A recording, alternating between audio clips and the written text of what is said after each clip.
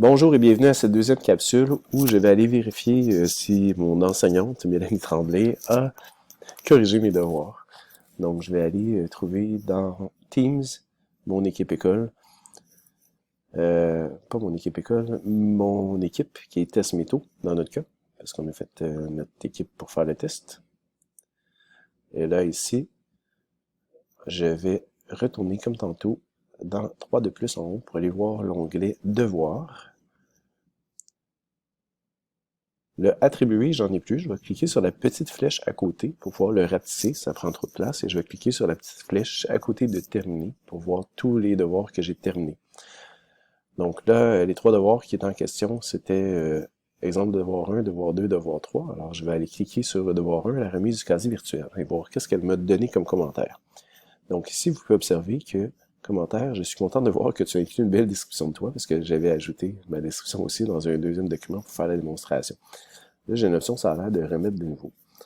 Je pense pas que ce soit ça l'idée, elle l'a déjà vu. Je vais juste aller cliquer dans le document Word pour que vous voyez que non seulement l'enseignante peut mettre des commentaires, mais elle peut aussi mettre des commentaires à l'intérieur du document. Par exemple, Madame Tremblay dit que c'est pareil pour elle, elle est une merveilleuse enseignante. Ok, là je peux fermer. Vous voyez qu'elle peut aller ajouter des commentaires dans votre document Word.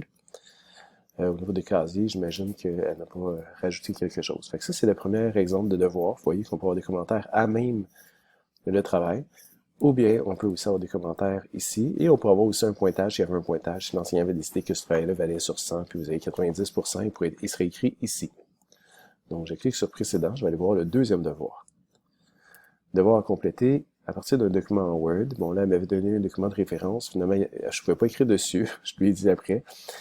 Donc, j'ai dû me créer un nouveau document que j'ai fait ici. Je vais avoir ça m'écrire des commentaires. Ici, elle me pose la question, j'aimerais savoir lequel tu vas utiliser parmi tous mes appareils que je pourrais me connecter. Parce que théoriquement, je pourrais me connecter avec 7 appareils à Teams. Ce matin, j'ai essayé avec 4 et ça fonctionnait. Donc, je vais fermer. Vous voyez qu'il y a ça ici.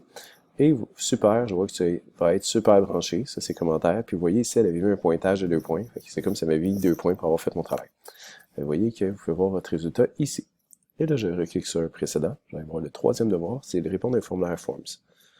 Ah, ici, juste de même, je reviens ici en arrière. Vous voyez ici le pointage et commentaires, la petite bulle de commentaires.